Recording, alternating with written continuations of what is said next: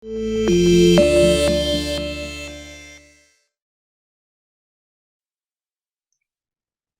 kita akan mendengarkan kesaksian yang akan disampaikan oleh Bapak Jo Hutagaul, bagaimana beliau mengalami kesembuhan dari kebutaan, dan sore hari ini juga sudah ada bersama-sama dengan kita di dalam ruang Zoom ini. Saya akan menyapa lebih dulu. Shalom untuk Bapak Jo Hutagaul. Jo, shalom. Halo. Halo.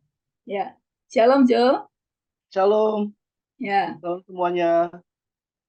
Sore hari ini kita ingin mendengarkan pengalaman perjalanan bersama dengan Tuhan, bagaimana kuasa Tuhan dinyatakan dalam kehidupan Joe. Boleh diceritakan kapan awalnya Joe mengalami masalah di bagian mata, sampai bagaimana prosesnya, dan untuk mengalami mujizat dan kesembuhan sampai yang terjadi hari ini. Silakan, waktu saya beri kesempatan. Shalom semuanya, selamat sore. Nama saya Jonathan, bisa panggil saya Joe. Jadi ini sebenarnya ceritanya sekitar 2 tahun yang lalu ya, bulan Mei. Jadi saya cuma mau tahu aja kalau Tuhan itu baik buat saya. Jadi kejadian tuh 2 tahun yang lalu, sebenarnya emang mata saya itu sudah mulai menurun penglihatannya. Tapi saya masih denial untuk hal itu. Jadi kayak ya udahlah, masih bisa bawa motor, masih bisa jalan dengan baik dan benar. Nah, tapi triggernya ini ketika saya lagi nongkrong lah sama teman-teman saya. Nah, pada saat itu adalah arang rokok yang masuk ke mata saya waktu itu. Itu pertama kali saya akhirnya benar-benar merasakan bahwa mata saya sudah mulai turun terus-terusan untuk untuk turun penglihatannya seperti itu. Jadi selama proses turun penglihatan saya sudah mulai untuk coba periksa ke dokter, coba ini apa benar mata saya turun atau emang saya punya minus mata saya atau seperti apa. Nah, pada waktu itu saya periksa, akhirnya sampailah ketika saya diperiksa ke Cipto. Nah, ketika saya diperiksa sampai Cipto, ternyata di dalam mata saya itu ada virus atau bakteri yang akhirnya mengganggu mata saya teruskan untuk turun penglihatannya saya. Nah, sudah saya berobat ke Cipto, tapi saya hanya berobat ke Cipto itu waktu itu hanya 2 minggu. Untuk yang kedua kalinya saya dapat obat, lalu setelah itu mata saya sudah mulai tidak bisa melihat. Jadi setelah yang kedua kali saya datang ke Cipto, saya dapat obat.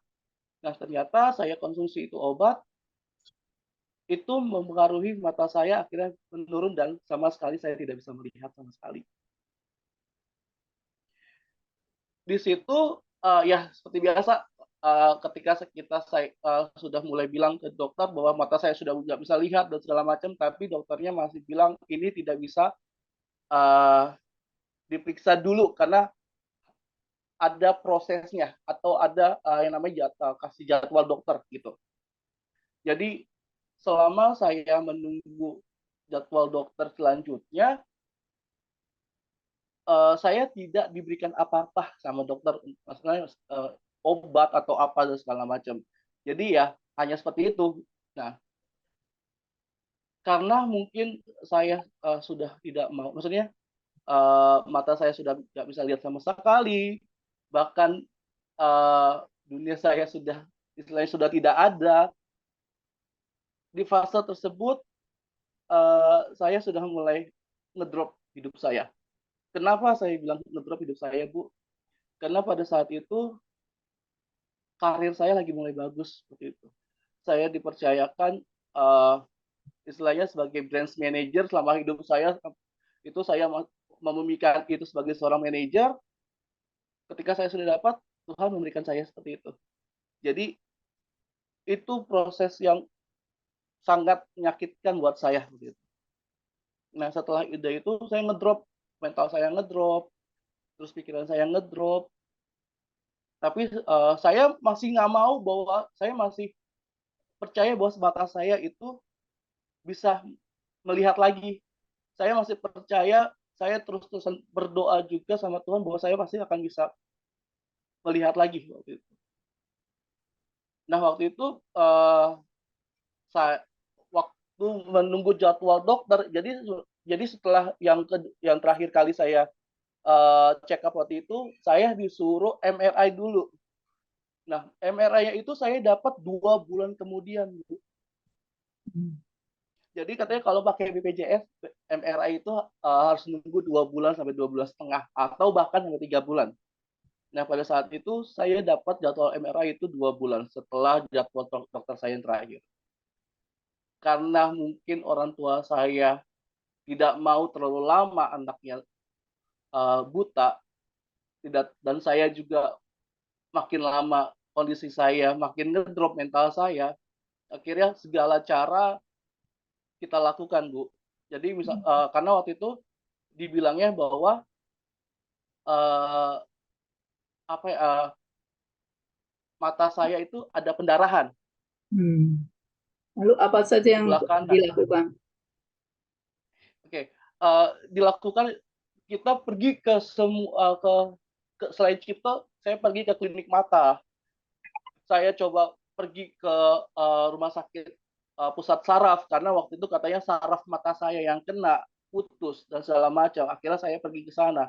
Nah, ternyata di rumah sakit pusat saraf itu bilangnya tidak ada masalah apapun terhadap saraf saya. Itu bentar lagi. Setelah dari situ saya pergilah ke rumah sakit JEC.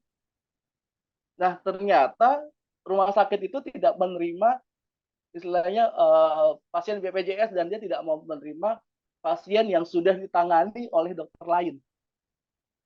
Takutnya katanya ada apa-apa dan sebagainya. Oke. Setelah itu besoknya saya pergi, keluarga saya pergi lagi lah ke rumah sakit Aini Jakarta. Di sana saya tidak di saya tidak diapa-apain, hanya konsultasi dokter, dan dokter hanya bilang ini matanya harus dioperasi karena sudah ada pendarahan, dan di dalam mata saya sudah ada nanahnya. Dia langsung bilang ini harus dioperasi, satu matanya 70 juta. Dan saya makin shock. Apa ketika yang sudah bilang kayak gitu, saya lagi-lagi mental saya turun lagi, Bu. Lagi-lagi kondisi saya ngedrop lagi. Apa yang saya sudah bangun, saya harus bisa sembuh dan segala macam. Karena perkataan dokter itu, akhirnya saya ngedrop lagi. Oke lah, kata mama, kita memutuskan untuk menunggu aja MRI, jadwal MRI seperti itu. Tapi setelah itu, akhirnya mata saya keduanya sakit parah, Bu. Benar-benar sakit, merah, dan sakitnya itu sampai ke belakang kepala. Itu nembus sampai ke belakang kepala. Benar-benar nyut-nyutan matanya, benar-benar mata saya merah, karena mungkin saya nggak bisa lihat, jadi mama saya yang lihat mata saya itu merah sejadi-jadinya, nyut-nyutan sejadi-jadinya sampai ke belakang kepala. Akhirnya karena hal itu, pergilah kita ke UGD-nya Rumah Sakit Cipto, karena kan di situ kan saya pasiennya maksudnya gitu ya, sudah berobat di sana, terus akhirnya ke sana ke Cipto itu. Di Cipto, di UGD Cipto itu, akhirnya saya tidak dapat tempat untuk uh, bisa berobat, hanya menunggu di UGD-nya itu sampai besok pagi. Jadi saya datang ke situ malah baru bisa itu besok paginya. Dan pada saat itu pun ada masalah juga di BPJS-nya saya. Jadi istilahnya ini kayak numpuk, udah mata saya sakit, nyut-nyutan, terus dokter tidak bisa melakukan apa-apa karena katanya untuk dokter jaga malam untuk matanya nggak ada. Jadi saya harus tunggu sampai besok paginya, sedangkan mata saya sudah sakitnya sangat parah sampai nembus ke belakang kepala. Pada saat besok paginya pun ada masalah di BPJS-nya saya. Katanya ini BPJS tuh nggak bisa digunakan kalau untuk nginap. Ini BPJS hanya bisa digunakan untuk rawat jalan aja, untuk rawat inap nggak bisa saat itu. Akhirnya ya pada saat itu kita pulang lah Bu. Jadi selama masa-masa saya di rumah menunggu, saya hanya bisa nangis waktu itu. Saya hanya bisa nangis karena saya merasa bahwa saya itu sendiri. Saya ngerasa bahwa saya punya teman banyak, tapi kenapa nggak ada ya orang-orang yang mau untuk datang nanya kabar atau apa. Ternyata saya salah Bu. Ternyata orang yang pertama kali nanya kabar saya adalah anak-anak VIP. Anak VIP yang langsung gimana Kak kabar lu, gimana Kak, dan mereka sampai datang ke sini. Dan bahkan Shirley pun orang yang sangat kayak sibuk untuk nanyain kabar saya.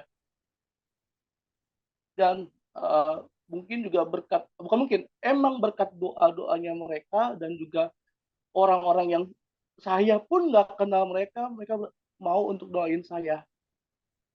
Sudah singkat ceritanya, akhirnya saya dapatlah untuk di dirawatlah di rumah sakit Cipto ini, rawat inap. Di situ saya harus dirawat dan kebetulan mama lah yang apa ya, yang jagain saya di sana untuk jadi penjaga pasien. Karena nggak mungkin saya sendiri, karena mata saya waktu itu masih buta dan segala macam. Nah pada saat itu akhirnya mama kena COVID pada waktu jagain saya. Kena COVID, keadaan saya, mata saya masih juga buta, belum bisa ngeliat apa-apa. Saya harus sendiri di situ. Setelah Bagaimana saat itu perasaan kamu dengan Tuhan? saya nggak, pada saat saya buta itu Bu, saya nggak pernah yang namanya nyalain Tuhan. Bahkan saya nyalahin diri saya sendiri sama Tuhan. Tuhan kok gue goblok banget ya, kenapa bisa sampai seperti ini? Tuhan kok kenapa saya nggak pernah ngejaga kesehatan saya ya Tuhan, sampai bisa terjadi seperti ini, seperti itu sih Bu. Puji Tuhannya, saya tidak pernah yang namanya nyalain Tuhan atas kondisi saya. Tapi pada saat itu saya sudah karena saya ngerasa sendiri, saya pernah mencoba untuk kayak mengakhiri seperti itu Bu. Akhirnya nggak tahu kenapa tiba-tiba mama datanglah ke kamar, terus ngeliat saya nangis-nangis di dalam kamar sendirian. Akhirnya saya kuat lagi. Dan kenapa saya akhirnya bisa kuat Bu? Itu karena mama.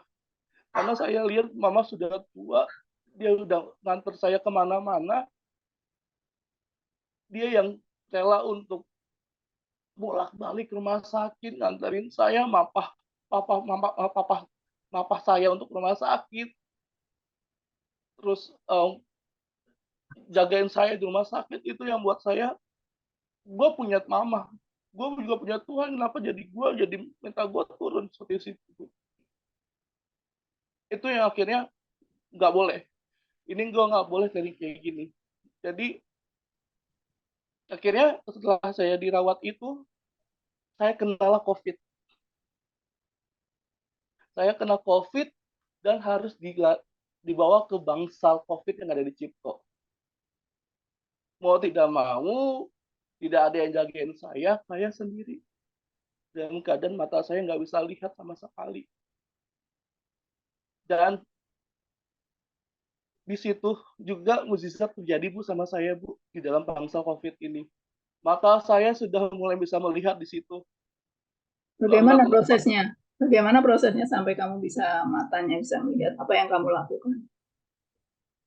Saya tidak melakukan apa, tapi setiap pagi, setiap hari, saya tuh biasanya nyetel YouTube untuk pujian penyembahan, Bu. Jadi di YouTube kan banyak tuh 1 jam pujian penyembahan. Saya sering dengar itu, saya sering juga nyanyi pujian penyembahan juga. Pada saat itu, seperti biasa, saya mau nyalain pujian penyembahan di YouTube dengan cara Google Voice. pas saat saya lihat, saya itu tiba-tiba entah kenapa itu YouTube-nya saya udah ada gambar orangnya. Saya tahu siapa yang nyanyi, saya lihat siapa yang main musik.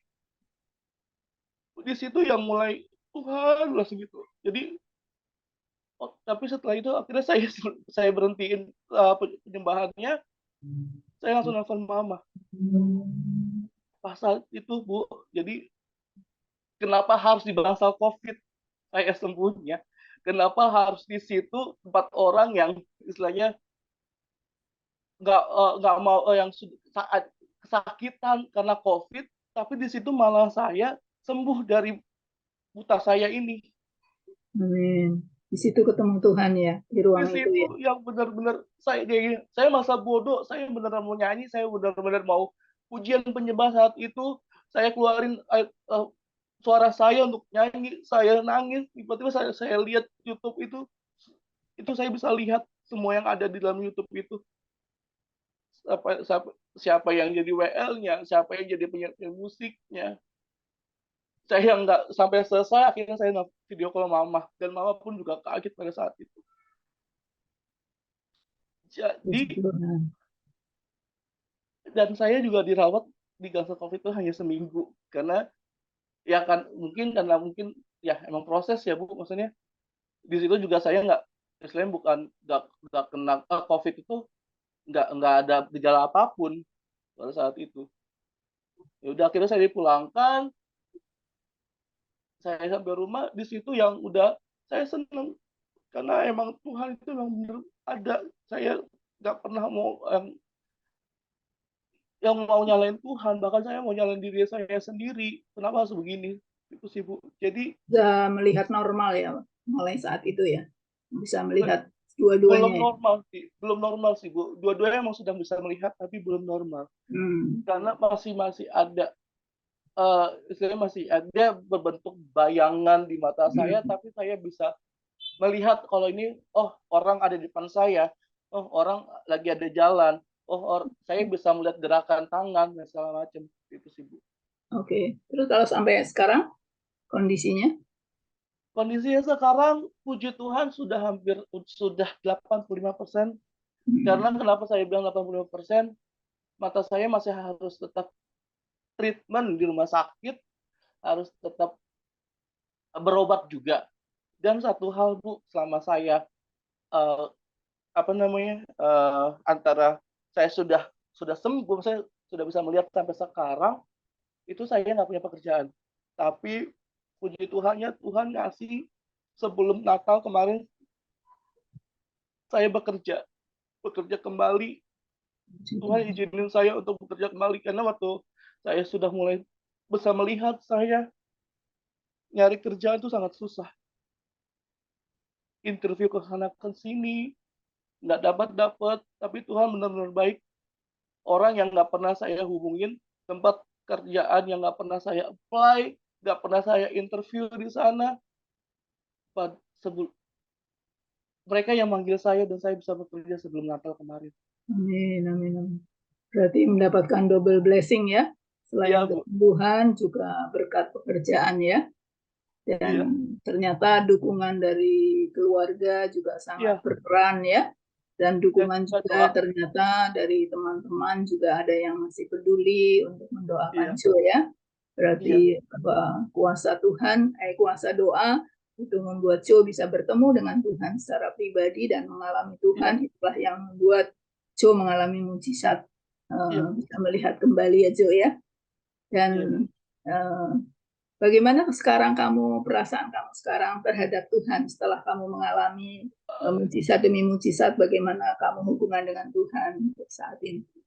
Oke, jujur Bu, saya tuh sebenarnya nggak mau lagi kayak mengingat kejadian saya yang waktu saya buta kemarin, karena ketika saya mengingat pasti saya nangis, pasti saya kayak ngerasa, aduh kok gua kemarin kayak gitu gitu. Tapi kalau tadi pertanyaan Ibu, saya makin bersyukur Bu atas apa yang saya dapatkan sekarang. Hmm. Saya Lebih mendekatkan kepada Tuhan ya. ya Dan saya kayak ngerasa saya tuh emang diperhatikan banget sama Tuhan, diperhatiin banget sama Tuhan, dan saya itu indah ternyata di matanya Tuhan. Amin. Jo itu berharga ya di mata Tuhan. Biar Ya, terus Tuhan pakai Jo jadi berkat juga buat orang lain ya. Jo, kata-kata closing statement apa yang ingin Jo sampaikan kepada seluruh pemirsa yang mendengarkan pada sore hari ini? Mungkin di antara kita juga ada yang sedang bergumul untuk menantikan kesembuhan. Oke, saya cuma bilang jangan pernah nyalain Tuhan akan apa yang terjadi sama hidup kita. Terus juga ini yang saya lakukan kemarin waktu saya duta kemarin. Saya cuma bilang, Tuhan kuatin aku atas apa yang terjadi sekarang, biar aku yang jalan ini, Tuhan hanya cukup kuatin aku, dan tidak boleh yang namanya aku ngerasa gagal. Itu aja sih, Bu.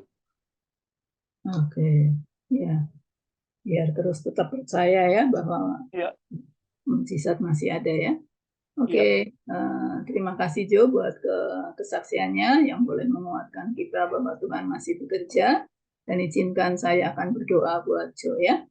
Iya. Bapak, kami bersyukur buat sore hari ini Tuhan kami boleh sudah mendengarkan kesaksian Jo, bagaimana pengalaman pribadinya bersama dengan Engkau, perjumpaan secara pribadi itu yang membuat sebuah perubahan, di mana kuasa Tuhan bekerja untuk membukakan matanya yang buta menjadi melihat kembali. Di dalam nama Tuhan Yesus, kami melepaskan berkat kesembuhan secara sempurna, total 100%, bukan hanya 85%. Kami perkatakan, Jo pulih total 100%, matanya kembali normal, penglihatannya kembali normal di dalam nama Yesus. Bahkan melalui pengalaman kehidupannya, boleh Jo semakin dekat, semakin intim dengan Tuhan, semakin mengerti rencana Tuhan, dan semakin mengerti apa yang harus dia lakukan. Berikan terus hati yang taat untuk terus mengikuti kehendak-Mu, dan jadikan dia berkat di tengah-tengah pekerjaan, keluarga, komunitas, dimanapun Jo berada, biar kehidupannya boleh menjadi saksi yang hidup dan boleh menceritakan kebesaran Tuhan, kasih Tuhan, kuasa Tuhan yang sudah dialaminya, boleh diceritakan kepada banyak orang, sehingga banyak orang boleh mengalaminya juga, kasih dan kuasa-Mu ya Bapa. Di dalam nama Tuhan Yesus kami berdoa dan ucap syukur. Haleluya. Amin. Terima kasih ya Jo buat kesaksiannya.